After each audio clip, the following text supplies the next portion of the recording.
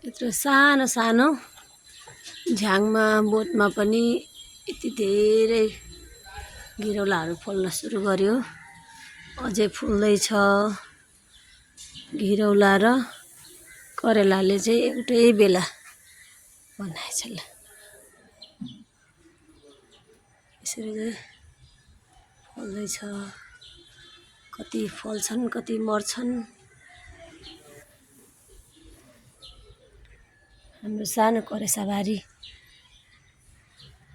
चाहिँ लौका मात्र एउटा बोट छ, तर फुलहरू र चिचिला चाहिँ टन्नै छन्।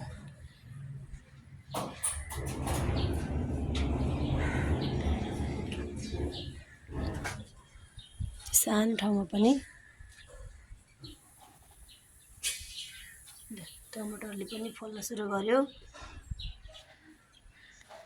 अनि करेलाले फुल लगाउँदैछ, चिचिरा लगाउँदैछ ल। यसो कहिलेकाहीँ खान चाहिँ हुन्छ। खुर्सानीले पनि अब फुल फुलाउन सुरु गरेछ।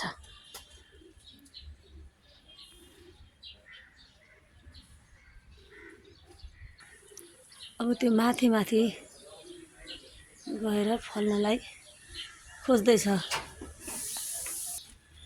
यो झरी परेको समयमा धेरै फस्टाउने कर्कलो।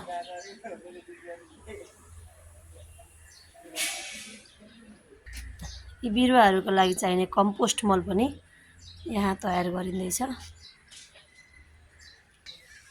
ल। सानो गमलामा टमाटर फल्दै रहेछ। अब यो काँक्राको बेला चाहिँ मरेछ। फेरि के भयो यसलाई? ओहो ल, सिमीहरू चाहिँ फल्न सुरु गरे। अब आफ्नै घरमा फलाएको दुई चार छाक खान चाहिँ पाइने भयो। बोडी पनि ल, आमाले तयार पार्नुभएको सानो बारी।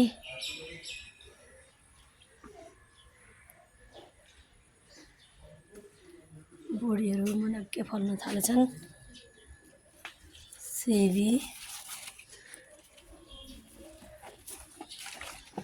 ड्रागन फ्रुट पनि फुल्न थाल्यो। चिचिला पनि लागेका छन् एक दुईवटा। सानो करेसाबारी।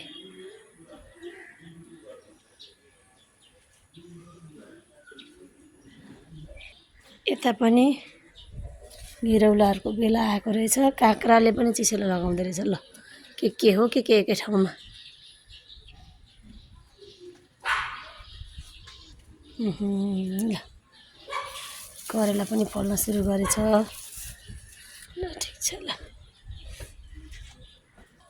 मौसम अनुसारको फुल लिली, वाटर लिली।